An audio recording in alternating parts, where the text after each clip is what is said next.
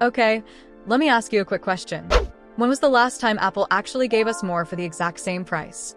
If you are scratching your head right now, you are definitely not alone. But today, my friends, the wait is officially over. Apple just quietly dropped a massive update to its most aggressive value phone, and honestly, this completely changes the game. Welcome back to the channel, and today we are talking about the brand new iPhone 17e. On paper, this device looks like Apple took every single complaint we had about last year's model, put them in a blender, and actually fixed them.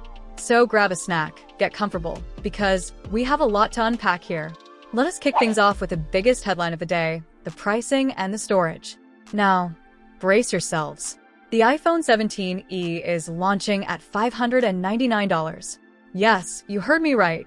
That is exactly the same starting price as last year's 16e.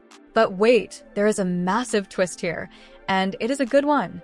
This time around, Apple is starting the base model at 256 gigabytes of storage. Let that sink in for a second. That is literally double the base storage we got before.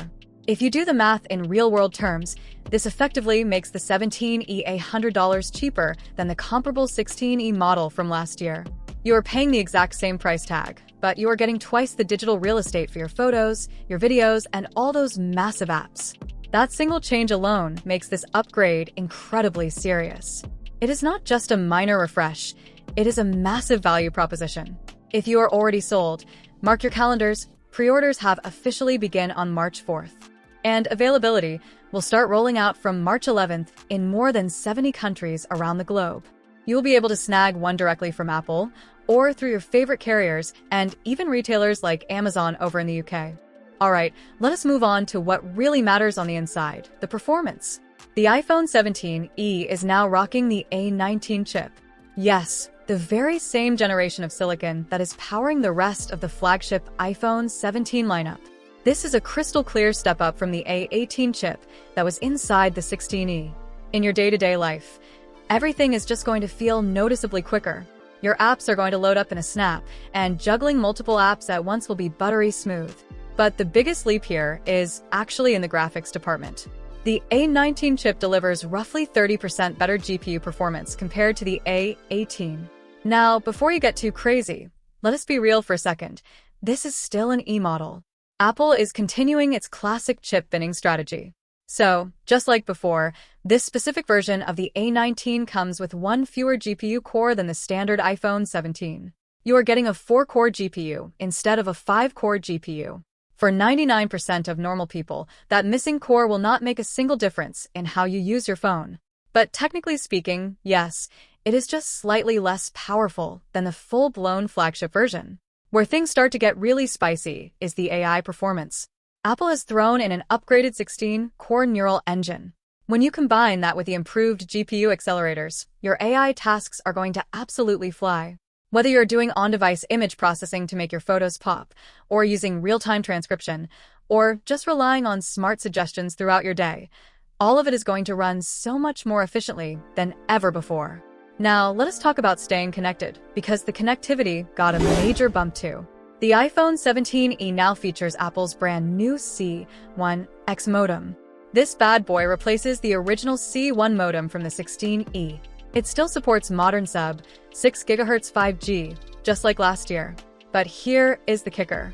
It delivers up to twice the data speed, while somehow consuming 30% less power. Faster data and better battery efficiency. That is the kind of real-world improvement we absolutely love to see. Okay, drumroll please, because MagSafe is finally back. Look, one of the loudest, most aggressive criticisms of the iPhone 16e was the bizarre decision to strip away MagSafe.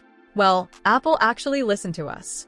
The 17e fully supports MagSafe, wireless charging, and all those sweet magnetic accessories. That means your magnetic wallets, your car stands, your power banks, they are all back in action and fully compatible again.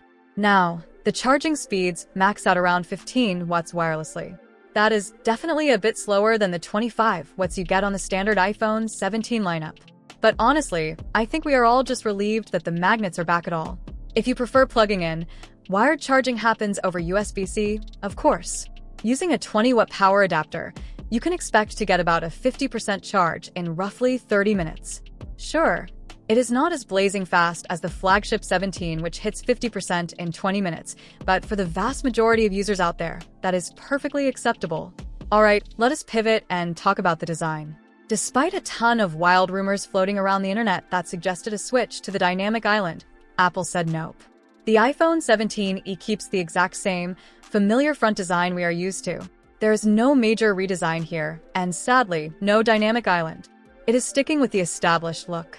The display itself remains a 6.1-inch OLED panel, locked in at a 60 Hz refresh rate. So yes, it is identical to the 16e display. There is no promotion high refresh rate magic happening here, which is a bit of a bummer, but expected for the price. However, there is some very good news for durability. Apple is now including Ceramic Shield 2 on the front glass. The company claims this offers a massive 3 times better scratch resistance. If you are someone who plans to keep this phone for a long time without a screen protector, that is a huge, practical upgrade. When it comes to picking your vibe, you have 3 color options this time around. You get the classic black, a super clean white, and a brand new, stunning soft pink finish. Let me tell you right now that soft pink variant is absolutely going to be a fan favorite.